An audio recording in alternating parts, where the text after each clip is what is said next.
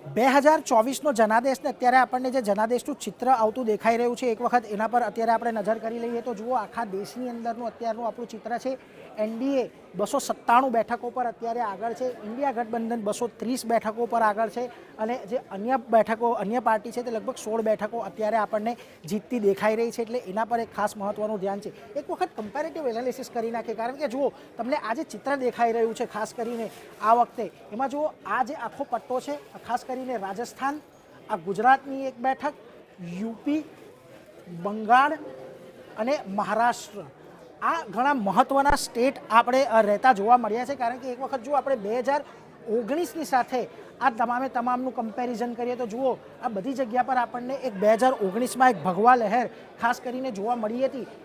Waste બેંગાલની અંદર થોડી અંશે ઓછી હતી, પરંતુ તે છતાં પણ આ બધા સ્ટેટની અંદર જે પ્રકારનું આપણને સ્વિંગ 2024માં જોવા મળ્યું છે એ ઘણું મહત્વનું છે। એક એક વાર કરીને આપણે દરેક રાજ્ય પર એક ચર્ચા કરી લઈએ। સૌથી પહેલાં જુઓ તમારે અહીંયા ખાસ કરીને ચર્ચા કરવાની છે ઉત્તર પ્રદેશની, કારણ કે ઉત્તર પ્રદેશમાં એક સૌથી મોટી ડેન્ટ એનડીએને લાગતી દેખાઈ રહી છે। કારણ કે જુઓ ઇન્ડિયા ગઠબંધન અહીંયા 40 જેટલી બેઠકો જીતી રહી છે, એનડીએ અહીંયા 39 બેઠકો પર છે અને અન્ય બેઠક એક પાર્ટીના ભાગે જઈ રહી છે।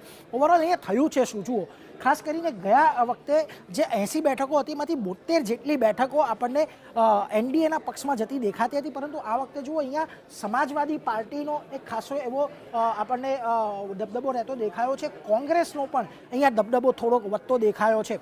રાયબરેલીથી આ વખતે આપણને રાહુલ ગાંધી એક આગળ ચાલતા દેખાઈ રહ્યા છે। આ ઉપરાંત ખાસ કરીને અહીંયાથી જે અમેઠીથી છે ત્યાં પણ એક મહત્વનું પરિણામ આવી રહ્યું છે। એટલે 2024ની અંદર યુપીનું સ્ટેટ અહીંયાથી ખૂબ મહત્વનું સાબિત થયું છે આ પરિણામ લાવવા માટે। અને જે એક્સપર્ટો કહી રહ્યા છે કે અહીંયા જે અમુક નેતાઓને ભાજપ દ્વારા રિપીટ કરવામાં આવ્યા એ એક ફેક્ટર રહ્યું।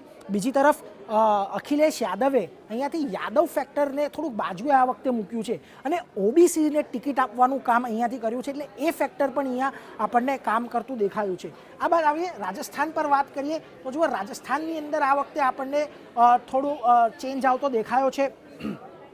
આ જુઓ અહીંયા આપણને અમુક જે ઉત્તર રાજસ્થાનનો પાર્ટ છે તે અહીંયા આપણને કોંગ્રેસ તરફી ઝુકાવવાળો દેખાઈ રહ્યો છે। આનું કારણ શું છે એ સમજવું જોઈએ। તો જુઓ જે ખેડૂત આંદોલન એક મોટા પાયે થયું હતું એમાં તમને પંજાબ, હરિયાણા, રાજસ્થાનનો ઉત્તર ભાગ, ઉત્તર પ્રદેશનો અમુક ભાગ પ્રમુખ રીતે તમને આ આંદોલનની અંદર પાર્ટ લેતા દેખાયા હતા અહીંયાના ખેડૂતો। એટલે એ જે એક ખેડૂતો વિરોધીવાળી જે લહેર હતી તે આ બધા રાજ્યોની અંદર આપણને કામ કરતી ખાસ કરીને જોવા મળી છે। રાજસ્થાનના અન્ય પાર્ટની અંદર જોઈએ તો અહીંયા ક્યાંક ને ક્યાંક જે ભાજપની આંતરિક જે સંગઠન હતું તેનામાં પણ એક ખેંચતાણ રહેતી જોવા મળી હતી। અને ખાસ કરીને રાજસ્થાનમાં આ વખતે જે મોટું ફેક્ટર રહ્યું છે એ કે વસુંધરા રાજેનું પ્રચાર અભિયાનમાં ન ઉતરવું, કારણ કે આની પહેલાં જ્યારે ગેહલોત સરકાર પહેલાં જ્યારે બીજેપીની સરકાર હતી ત્યારે વસુંધરા રાજે ત્યાંના સીએમ હતા।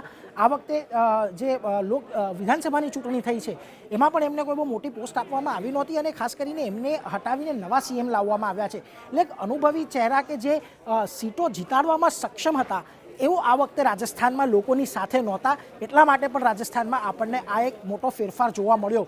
આ બાદ આવો ખાસ કરીને આપણે મહારાષ્ટ્રની વાત કરી લઈએ, કારણ કે આ વખતે મહારાષ્ટ્રની અંદર પણ આપણને ખાસા એવા પરિવર્તન આવતા દેખાયા છે। કારણ કે જો મહારાષ્ટ્રની અંદર આ વખતે આપણને ઇન્ડિયા ગઠબંધન લગભગ 29 બેઠકો પર આગળ રહેતું દેખાયું છે। એનડીએ અહીંયા 18 બેઠકો પર આપણને આગળ ચાલી રહ્યું છે અને અહીંયા લગભગ 20 બેઠકોનો તેમને નુકસાન ગયું છે।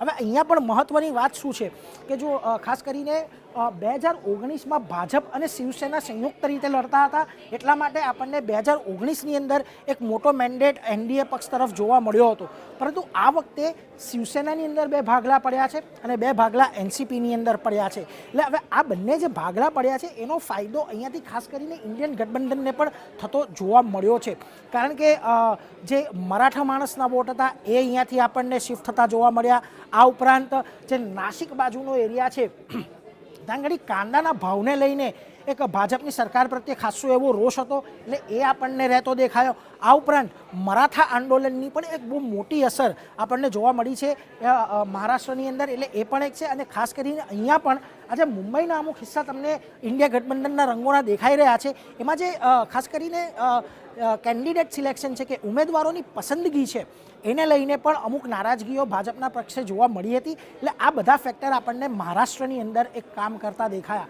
આ ઉપરાંત એક અન્ય સ્ટેટ કે જ્યાં આપણને ભાજપ તરફી થોડુંક વલણ ઓછું દેખાયું અને એ છે વેસ્ટ બેંગાલ. બંગાળની અંદર જુઓ ખાસ કરીને આની પહેલાં શું થતું હતું, એક બહુ મહત્ત્વની વાત છે કે અહીંયા મુસ્લિમ વોટ જે હતા તે આપણને 3 ભાગોમાં વહેંચાતા દેખાતા હતા. એમાંથી એક હતો ટીએમસી, બીજો હતો જે લેફ્ટ પક્ષ છે અને ત્રીજો હતો કોંગ્રેસ. પરંતુ આ વખતે ટીએમસીને અહીંયા આપણને વધારે સીટો મળતા દેખાઈ રહી છે. જો 29 જેટલી બેઠકો અહીંયાથી ટીએમસી લઈ જઈ રહ્યું છે. ભાજપને 6 બેઠકોનું આ વખતે આપણને નુકસાન થતું જોવા મળ્યું છે. હવે આનું ફેક્ટર અહીંયાથી શું રહ્યું તો જુઓ, ખાસ કરીને જે પ્રકારે ટીએમસી વેસ્ટ બેંગાલની અંદર જે સીએનો એક મુદ્દો હતો એ પણ એક બહુ મહત્ત્વનો મુદ્દો આ વખતે અહીંયાથી કામ કરતો દેખાયો. આ ઉપરાંત જે ત્યાંના સ્થાનિકોનો જે એક રોષ હતો કેન્દ્ર સરકાર પ્રત્યેનો એ પણ અહીંયાથી આપણને જોવા મળ્યો. એટલે આ બધા રાજ્યો તરફથી એક એવા રાજ્યો રહ્યા કે જ્યાંથી ભાજપને આપણને એક નુકસાન થતું દેખાયું છે. હવે ઓવરઓલ તમે એક સાઉથ ઇન્ડિયાની પણ આપણે ખાસ કરીને વાત કરી લઈએ તો જો સાઉથ ઇન્ડિયાની અંદર આપણને કર્ણાટક જ એકમાત્ર એવું રાજ્ય છે અને તેલંગાણા કે જ્યાં આગળ ભાજપનો આપણને થોડોક દબદબો દેખાઈ રહ્યો છે. અહીંયા ખાસ કરીને 1 કે 2 બેઠકો કેરળની અંદર એવી છે કે જ્યાં આગળ ભાજપનો આપણને દબદબો દેખાઈ રહ્યો છે. પરંતુ ખાસ વાત અહીંયા આપણે તેલંગાણાની પણ કરવી જોઈએ, કારણ કે જો તેલંગાણામાં પણ અહીંયા મહત્ત્વનું એટલા માટે થઈ રહ્યું છે કે તેલંગાણામાં હાલમાં જ સરકારની અંદર એક પરિવર્તન આવ્યું છે. બીઆરએસની ગવર્મેન્ટ પ્રત્યે એક એન્ટી ઇન્કમ્બન્સી હતી તે આપણને વિધાનસભાના ચૂંટણીની અંદર દેખાય અને કોંગ્રેસની સરકાર આવી. હવે આજે બીઆરએસનો જે વોટ છે એ ખાસ કરીને અહીંયા આપણને બીજેપી તરફી રહેતો દેખાયો છે કે બીઆરએસનો જે નારાજગીનો વોટ છે એ પણ અહીંયા આપણને ભાજપને મળતો દેખાયો છે. અને આ બધાની વચ્ચે કોંગ્રેસે પણ અહીંયા પોતાનું ગ્રાઉન્ડ થોડુંક મજબૂત કરવાનું કામ કર્યું છે. જે ટ્રેડિશનલી આ બેઠકો કોંગ્રેસ માટે ઘણી મહત્ત્વની હતી. એટલા માટે આ બધી જે સમીકરણો છે એને આપણે ખાસ અહીંયાથી ધ્યાનમાં રાખવા જોઈએ. ઓવરઓલ આપણે વાત કરી લઈએ તો જુઓ, આજના દિવસે અહીંયાથી આપણને એક ચિત્ર થોડુંક સ્પષ્ટ અત્યારે થતું દેખાઈ રહ્યું છે. 297 બેઠકો એનડીએ તરફ આપણને થતી દેખાય છે. ઇન્ડિયા ગઠબંધન આ ઇલેક્શનની અંદર આપણને થોડુંક મજબૂત થતું દેખાયું છે અને એનું મુખ્ય કારણ મહારાષ્ટ્ર, યુપી, વેસ્ટ બેંગાલ અને રાજસ્થાનની અંદર મળેલી બેઠકો છે. તો જુઓ, 2024ના જનાદેશની આજે આપણે વાત કરી રહ્યા છીએ અને ખાસ કરીને આજે સૌથી પહેલાં વાત કરવી છે ગુજરાતની. પરંતુ એ પહેલાં એક વખત એક આખા દેશનું ચિત્ર સમજી લઈએ તો જુઓ, અત્યારે તમને દેખાઈ રહ્યું છે એનડીએને લગભગ 298 જેટલી બેઠકો અહીંયા મળતી દેખાઈ રહી છે. ઇન્ડિયા ગઠબંધન 230 બેઠકો પર અત્યારે ક્યાં તો જીતી રહ્યું છે ક્યાં તો આગળ છે. ને અન્ય જે 15 બેઠકો છે ત્યાં આગળ પણ અન્ય પાર્ટીઓ દ્વારા અત્યારે આપણને જીત મળતી દેખાઈ રહી છે. પરંતુ ખાસ ફેક્ટર અહીંયાથી આપણે એ પણ જોવું છે કે જો ગુજરાતની અંદર આપણને આ વખતે શું જોવા મળ્યું છે. તો ગુજરાતની સૌથી પહેલાં આપણે વાત કરી લઈએ તો અત્યારે 2014 અને 19ના ઇલેક્શનમાં આપણે જોયું છે કે અહીંયા ગુજરાતની અંદર ભાજપે ક્લીન સ્વીપ કરી હતી. જે 26 બેઠકો હતી એ આપણને મળતી જોવા મળી હતી. પરંતુ આ વખતે પહેલી વખત એવું થયું છે કે જુઓ, ગુજરાતના ગઢમાં તમને એક ગાબડું પડતું દેખાઈ રહ્યું છે અને એ ગાબડું પડી રહ્યું છે બનાસકાંઠામાં. બનાસકાંઠાની સીટ પરથી ગેનીબેન ઠાકોરનો વિજય થયો છે. કોંગ્રેસના ઉમેદવાર છે અને રેખા ચૌધરી સામે તેઓ લડી રહ્યા હતા.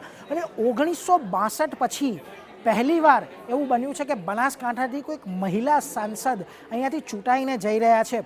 અને 2 વર્ષના કાર્યકાળની છેલ્લા 10 વર્ષની આપણે વાત કરી લઈએ, 2014, 2019 મોદી લહેર વચ્ચે ગુજરાતની અંદર જે 26 બેઠકો ક્લીન સ્વીપનો જે રિવાજ હતો એ હવે આ વખતે તૂટતો દેખાયો છે. બનાસકાંઠાથી કોંગ્રેસને એક આજે પ્રાણ પુરાતા ખાસ કરીને જોવા મળ્યા છે. અરે ખાસ વાત અહીંયાથી એ પણ છે કે ગેનીબેનનો જે એક કેરેસ્મેટિક ચરિત્ર રહ્યું છે અને એક ગ્રાઉન્ડ પરના નેતા રહ્યા છે. આપણે હંમેશા જોયું છે કે રસ્તા પર ઉતરીને તેઓ સમસ્યાઓ વિશે વાત કરતા હોય છે અને એ બધી વાતો અત્યારે એમને ખાસ કરીને અહીંયાથી ફેક્ટરિંગ થતી જોવા મળી રહી છે, ફાયદો થતી જોવા મળી રહી છે. જોકે આજે આખો દિવસ દરમિયાન આજે પાટણની બેઠક છે. પાટણની બેઠક પર પણ ખાસી એવી ચંદનજી ઠાકોરે લડત આપી, પરંતુ અંતે તેઓ નથી જીતી શક્યા. અને અહીંયાથી પણ આપણને જોશો તો ભરતસિંહ ડાભી આપણને ખાસ કરીને જીતતા દેખાયા છે. એટલે એના પર એક આપણે ખાસ નજર રાખતા રહીશું. પરંતુ આપણે ગુજરાતની અમુક વીઆઈપી સીટોની અત્યારે ખાસ કરીને વાત કરી લઈએ તો જુઓ એક આણંદની સીટ છે કે જ્યાં આગળ અત્યારે આપણું ફોકસ બનતું દેખાઈ રહ્યું છે। ખાસ કરીને અહીંયાથી જે દેવુસિંહ ચૌહાણ છે તેઓ ઇલેક્શન લડી રહ્યા હતા, કેન્દ્રીય મંત્રી હતા અને એમની અહીંયા ખાસ કરીને જીત થઈ છે। આ ઉપરાંત બીજી જે બેઠક છે અહીંયાથી એના પર પણ આપણે એક ફોકસ કરી લઈએ। જુઓ ગાંધીનગરની બેઠક કે જ્યાંથી આપણને કેન્દ્રીય ગૃહમંત્રી અમિત શાહ લડતા દેખાયા હતા અને ત્યાં જો એમની પણ અત્યારે જીત થતી દેખાઈ રહી છે। આ ઉપરાંત જે અન્ય વીઆઈપી બેઠક છે એમાં ખેડાની એક બેઠક છે, નવસારીની બેઠક કે જ્યાં આગળ આપણને અત્યારે જુઓ પાટીલ સાહેબ સી.આર. પાટીલ સાહેબ અત્યારે જીતતા દેખાઈ રહ્યા છે, એટલે એ પણ એક મહત્વનું છે। આ ઉપરાંત પોરબંદરની એક બેઠક પર આપણે ખાસ એક મહત્વ રાખવાનું છે, કારણ કે જુઓ અહીંયા પણ આપણને જે પોરબંદરની બેઠક છે ત્યાં પણ અહીંયા જુનાગઢની બેઠક છે કે જ્યાં આગળ અત્યારે આપણને ચુડાસમા રાજેન્દ્રસિંહ જીતતા દેખાયા છે। આ ઉપરાંત અહીંયા આપણને જુઓ પોરબંદરની બેઠક કે જ્યાં આગળ મનસુખ માંડવિયાનો એક વખત વિજય થતો દેખાયો છે અને આ ઉપરાંત રાજકોટની બેઠક કે જ્યાંથી આપણને પરસોત્તમ રૂપાલાનો એક જીત આવતી દેખાઈ રહી છે। એટલે ઘણી મહત્વની આજના દિવસમાં આ અપડેટ આપણે અહીંયાથી ખાસ કરીને લઈ રહ્યા છીએ। બીજી તરફ એક વખત આ વખતે જે ખાસ એક ફોકસ રહ્યું આખા ગુજરાતમાં એ પરસોત્તમ રૂપાલાનું ક્ષત્રિય સમાજ માટેનું નિવેદન હતું અને એ નિવેદન બાદ આપણે જોયું કે ગુજરાતભરમાં ક્ષત્રિય સમાજનો એક ખાસો એવો રોષ ભાજપ તરફી આપણને જોવા મળ્યો, પરંતુ જુઓ એ રોષનું આપણને કોઈ પરિણામ આવતું ખાસ કરીને કશે જોવા નથી મળ્યું, કારણ કે આટલી બેઠકો હતી। ખાસ કરીને એક જૂનાગઢની બેઠક કે જ્યાંથી પૂનમ માડમ આપણને જીતતા દેખાયા છે, પોરબંદર પર એક સક્રિય વોટ આપણને વધારે દેખાયો હતો, ત્યાં આગળથી મનસુખ માંડવિયા આપણને જીતતા દેખાયા છે। આ ઉપરાંત જૂનાગઢથી રાજેન્દ્રસિંહ ચુડાસમા અહીંયા પણ એક થોડુંક ફેક્ટર આપણને જોવા મળ્યું હતું, પરંતુ ત્યાં પણ ભાજપ આપણને જીતતી દેખાય છે। રાજકોટ કે જે ખાસ કરીને અહીંયાથી પરસોત્તમ રૂપાલા જ્યાંથી લડી રહ્યા હતા એવો તો આજે ખાસી એવી વિનંતી જીત્યા છે, પરંતુ ભાવનગર અહીંયા પણ જો નીમુબેન બામણિયા આપણને જીતતા દેખાયા છે। અહીંયા આપના ઉમેદવાર સામે ઊભા હતા, પરંતુ ત્યાં પણ એવો કોઈ મોટો કરિશ્મા કરી શકે નહીં। સવારના જે અમુક શરૂઆતના રાઉન્ડ હતા ત્યાં એમને થોડીક લીડ મળી હતી, પરંતુ દિવસના અંતે પછી તેમણે પણ પોતાના હાથમાંથી આ સીટ ગુમાવવી પડી હતી। અને આ ઉપરાંત એક અમરેલીની સીટ કે જ્યાં આગળ આપણને ભરતભાઈ સુતરિયા ખાસ કરીને જીતતા દેખાયા। આ ઉપરાંત મધ્ય ગુજરાતમાંથી જુઓ પાટણની એક સીટ છે અહીંયાથી જેના પર ખાસ એક મહત્વનું આપણે ફોકસ છે। અહીંયા પણ આપણે જોયું કે મહેસાણાની સીટ કે જ્યાંથી હરિભાઈ જીતતા દેખાયા છે અને આ સીટ ટ્રેડિશનલી આપણે ખબર છે મહેસાણાની લોકસભાની સીટ કે જ્યારે ભાજપની જીતનો પાયો લોકસભાની ચૂંટણીમાં નખાયો હતો ત્યારે જે 2 સીટ ભાજપે મેળવી હતી તે એમાંથી એક સીટ મહેસાણાની હતી ને આ વખતે પણ એ સીટ આપણને અહીંયાથી રહેતી જોવા મળી છે। એટલે જુઓ ખાસ કરીને ગુજરાતનું આખું ચિત્ર છે ત્યારે આપણી સામે બનાસકાંઠાથી ઘેનીબેન આ વખતે જીતતા દેખાયા છે। એટલે મહત્વનું એટલા માટે પણ કહી શકાય કે જુઓ એક તરફ કોંગ્રેસ પાર્ટી ગુજરાતની અંદર આપણને તૂટતી જોવા મળી છે। બાય ઇલેક્શનની અંદર જેટલા પણ નેતાઓ કોંગ્રેસ છોડીને ભાજપમાં આવ્યા છે એ પછી અર્જુન મોઢવાડિયા હોય કે એ કોઈ પણ હોય એ બધા આજે જીતતા દેખાયા છે ને આ બધાની વચ્ચે જ્યારે કોંગ્રેસ આજે થોડીક નબળી પડતી દેખાઈ રહી હતી આખા રાજ્યમાં, એવામાં એક આ બેઠક કોંગ્રેસ માટે કાઢવી એ ઘણી મહત્વની છે। એટલે જુઓ આજના દિવસમાં આપણને અત્યારે તો ગુજરાતની અંદર 25 બેઠકો ખાસ કરીને ભાજપના ફાળે જતી દેખાઈ રહી છે અને એક બેઠક કોંગ્રેસના ફાળે જઈ રહી છે।